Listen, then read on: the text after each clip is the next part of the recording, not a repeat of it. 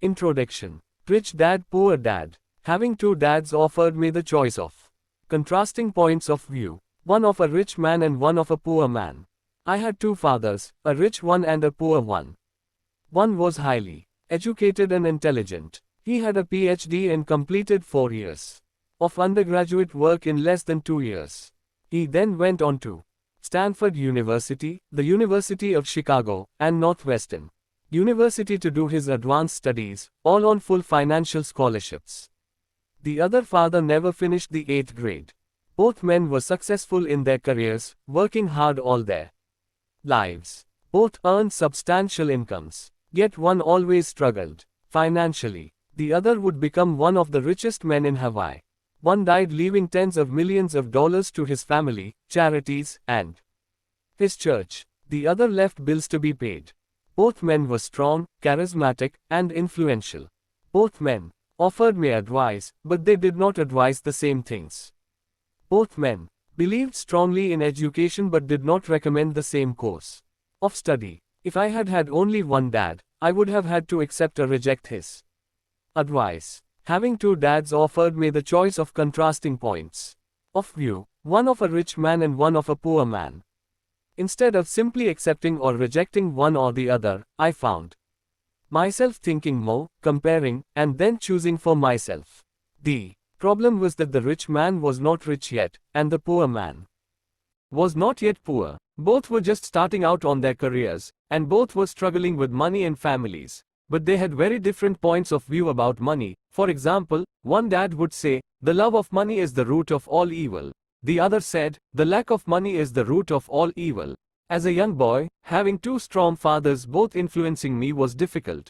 I wanted to be a good son and listen, but the two fathers did not say the same things. The contrast in their points of view, particularly about money, was so extreme that I grew curious and intrigued. I began to start thinking for long periods of time about what each was saying. Much of my private time was spent reflecting, asking myself questions such as, why does he say that? And then asking the same question of the other dad's statement. It would have been much easier to simply say, yeah, he's right. I agree with that. Or to simply reject the point of view by saying, the old man doesn't know what he's talking about. Instead, having two dads whom I loved forced me to think and ultimately choose a way of thinking for myself.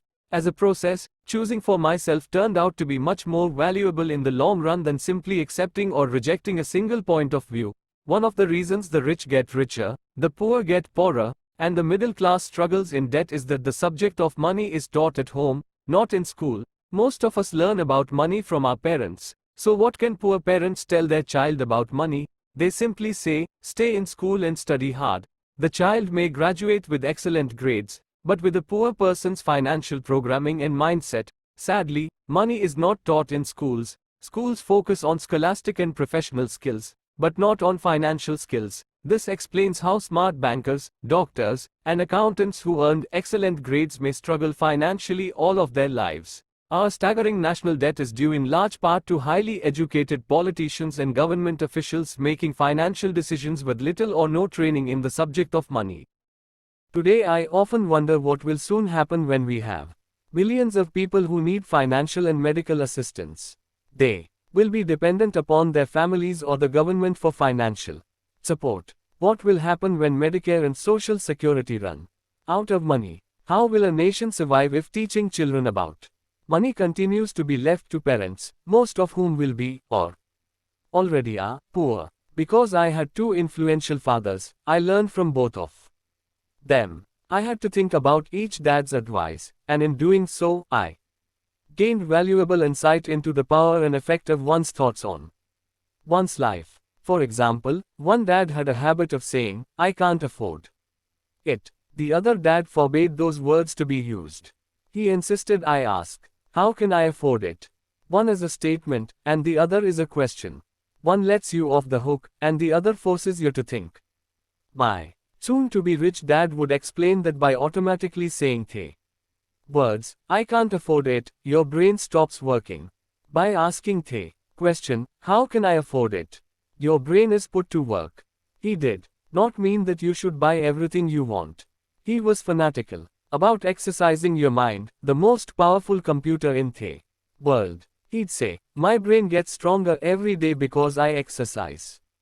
The stronger it gets, the more money I can make." He believed that automatically saying, "I can't afford it," was a sign of mental laziness.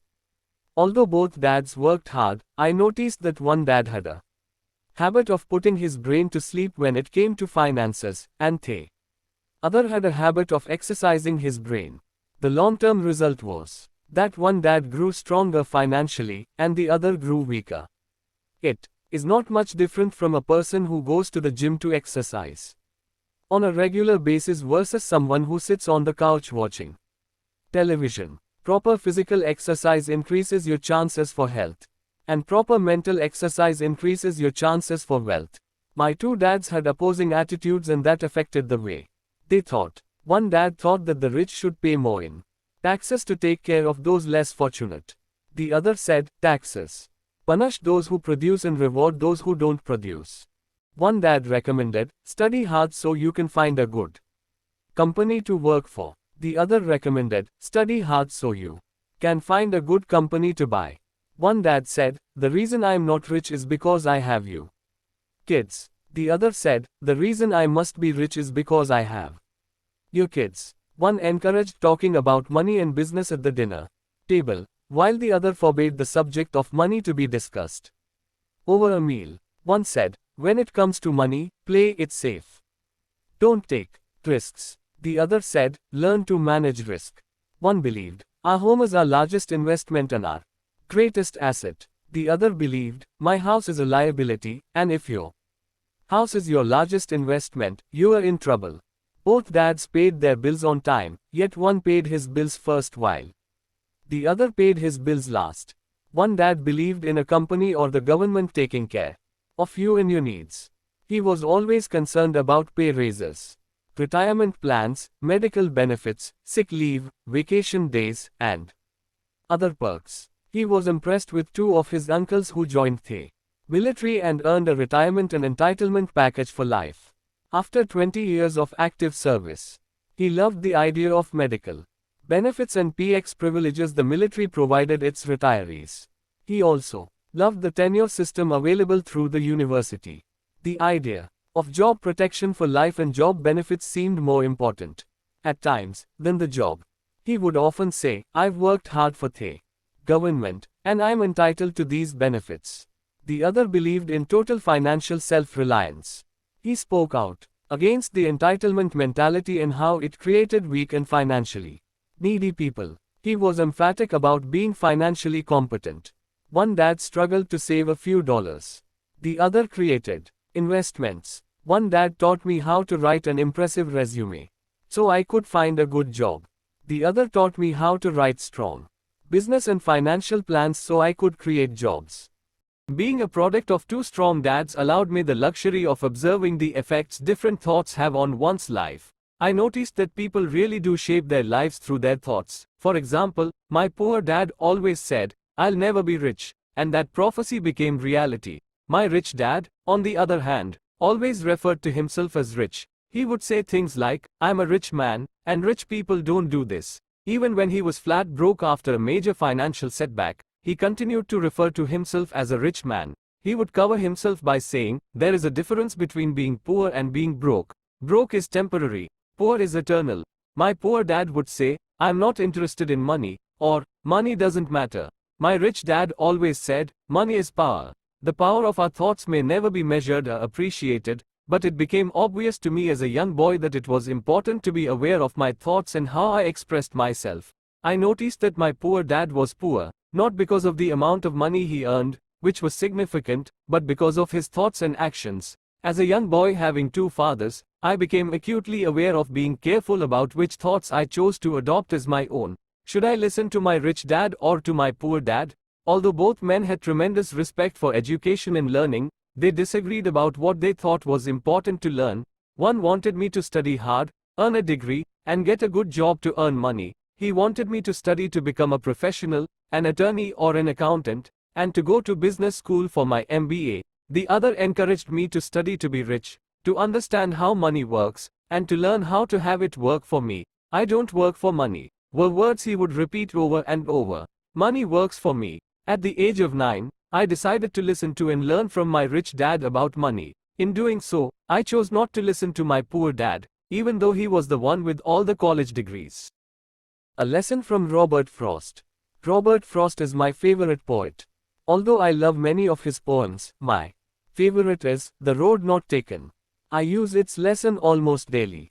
The road not taken. Two roads diverged in a yellow wood. And sorry I could not travel both. And be one traveler, long I stood.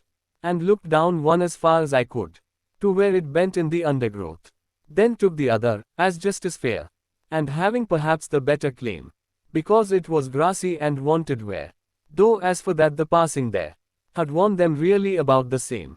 And both that morning equally lay. In leaves no step had trodden black. Oh, I kept the first for another day. Yet knowing how way leads on to way. I doubted if I should ever come back. I shall be telling this with a sigh. Somewhere ages and ages hence. Two roads diverged in a wood, and I took the one less traveled by. And that has made all the difference. And that has made all the difference. Over the years, I have often reflected upon Robert Frost's poem. Choosing not to listen to my highly educated dad's advice and attitude about money was a painful decision, but it was a decision that shaped the rest of my life. Once I made up my mind about whom to listen to, my education about money began. My rich dad taught me over a period of 30 years until I was 39 years old. He stopped once he realized that I knew and fully understood what he had been trying to drum into my often thick skull.